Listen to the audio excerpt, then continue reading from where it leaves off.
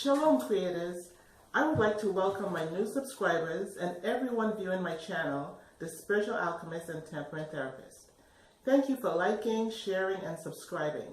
Because of my other commitments, it takes us about a week to complete a video. But making these videos was my instruction from Father, Source, Creator, Jesus, or Yeshua, whichever name you prefer. And I'm happy to be obedient. So without further ado, here's my message entitled, Why I Love America, My Journey from a Socialist Island. My journey began at 5 years old, but then no one's journey begins at 5 years old. Our journey begins in the womb, where we can hear everyone's conversation around us and feel their joy or anxiety about us coming to this planet.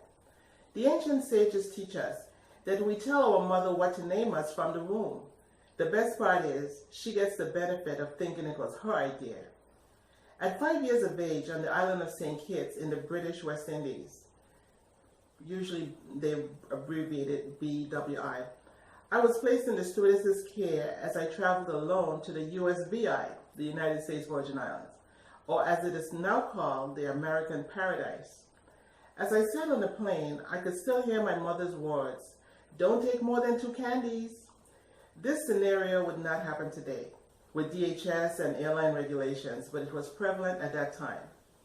The USVI was where the majority from surrounding socialist islands went for employment opportunities and a better way of life.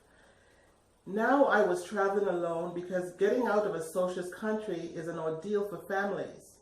My mother was an American citizen by birth. My father was from Anguilla, another British island like St. Kitts. Her citizenship was the green light that gave our family a chance at a normal life. After many years of red tape, my parents were allowed to leave the island, leaving us behind until our papers, as it was called, came through. In the USVI, my parents lived with my mother's sister, who was also an American. She was the first to leave St. Kitts, or the socialist island, with her children giving her the responsibility to pave the way for many others who would follow. I was the youngest and the first allowed to leave, but that meant leaving my sisters and my brother behind for heaven knows how long. One drawback for my siblings was the educational system in the US, which is different from the British system. So when you enroll in school, they would put you back a few grades or whatever they felt like doing, which was unfortunate because the British school system is farther ahead than the US school system. So in most cases, you would end up older than the other classmates and brighter than the class. This was cause for much jealousy in going forward and psychologically distressing for the newcomers. My mother was born in New York City in the early 1900s. Even with all the race unrest, she knew America was still the greatest nation in the world. When a mind is expanded, it cannot go back to its original size. So she and my father knew after living in America, the land of opportunity, we had to get out of that place. And with the help of a praying mother and a faithful creator, we did. We came to the US legally, but separately. While growing up, people never used the term socialist, but instead they used the term British, as my birthplace was ruled by England. Several years ago, my husband and I returned to St. Kitts to start our second leadership academy for young people. It was a holistic summer program. My husband taught from his area of expertise, wealth creation, business, and leadership. We had 4 certified teachers for the academics, and I did counseling with temperament therapy and taught the students about the individual temperament, to name a few. My son had just graduated from college, so he taught creative writing. The caterers came with a hot lunch and snacks every day. We had field trips and inspirational speakers.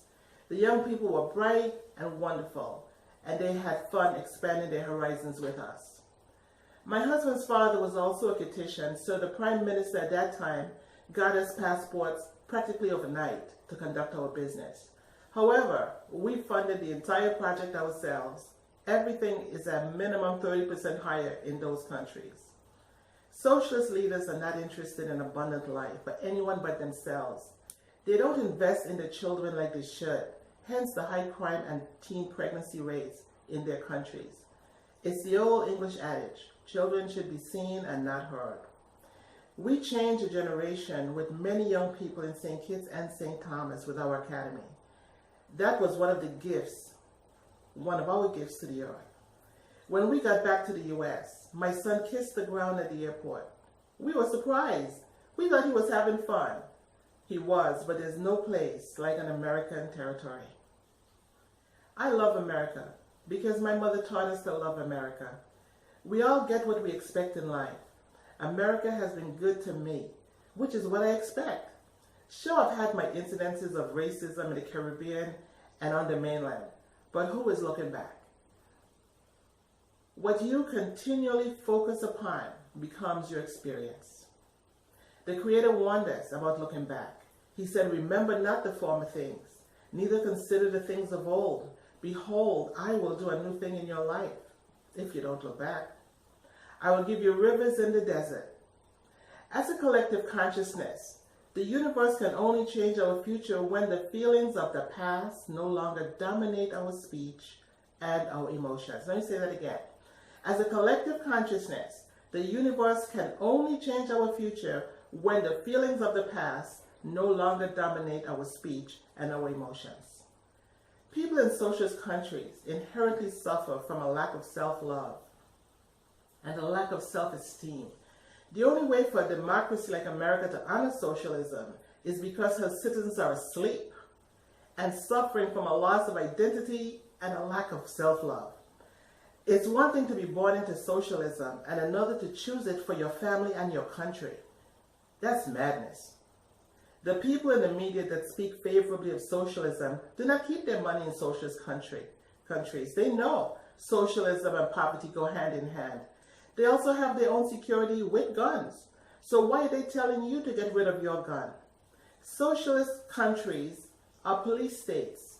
In a police state, citizens have no rights and no right to bear arms. The only people with protection are the political elite and their chosen ones. I have never met anyone who loved themselves who thought socialism was a righteous way for the Creator's children to live. Remember in Genesis when the earth opened up and consumed Korah, his family, all his friends and their possessions because they dishonored Moses? Well, since the earth is a living entity and it is groaning and travailing for the manifestation of the sons of God to manifest or rise up and take their place, what chance does anyone have who crosses nation through unrighteous policies or hate speech? Surely their karmic footprint will be great in the earth. Now, sinkholes are appearing all over this country. We are the creator of our experiences. Therefore, people need to ask themselves, what were they thinking and feeling to make these events appear in their experience? We are the first partaker of our thought, decisions, and actions. For every action, there is an equal or greater reaction.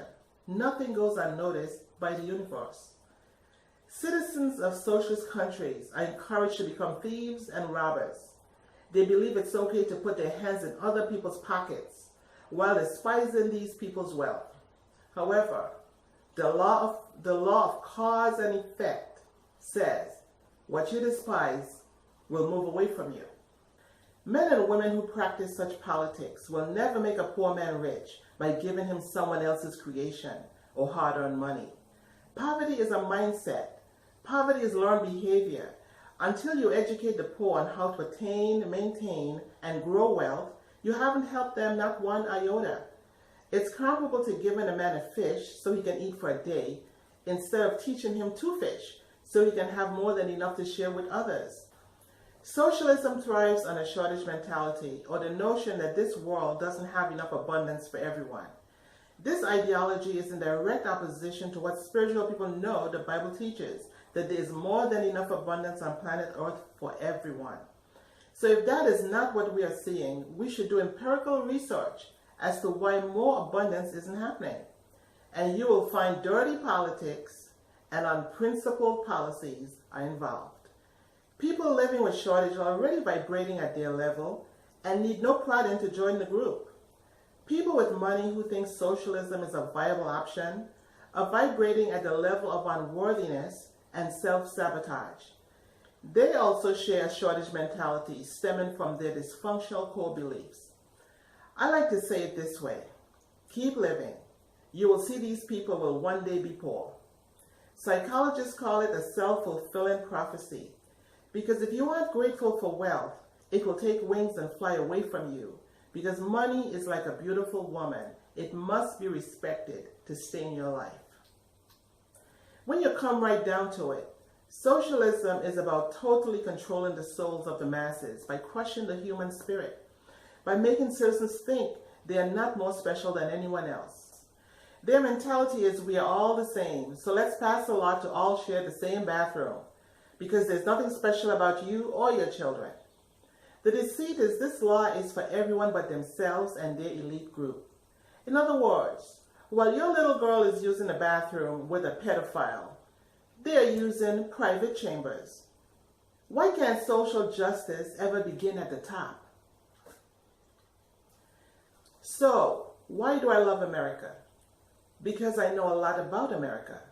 She's the most gorgeous, the most generous country in the world, bar none. And I've been all over the world, so I know she is the most beautiful country in the world. America has been a savior to countless ungrateful countries. She gives the people that hate her, which is never a good thing to do. No country has spread the gospel of Jesus Christ around the world like America. In every kingdom, there will be vessels of honor and vessels of dishonor. Don't blame America for the dishonorable members of our society. It's the righteous that keeps America alive, not the haters. So in closing, I feel like it's been a long journey since I set foot on that plane at 5 years old. I have attained much more than I ever could in my socialist country, but I do love my country very much. My parents knew if they could just get us out of there while we were still young, to a more God-fearing land, we would all have a better chance to tell a better story. I love America because she's the last great democracy on planet Earth. Venezuela is an accurate model of a socialist state.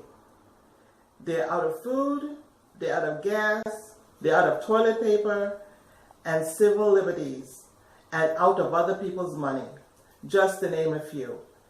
But I decree today that America, you will overcome every obstacle, and you will continue to shine like the beacon of light that you were created to be. America, we love you, for we are you, and you are us, and God's presence and power is all there is.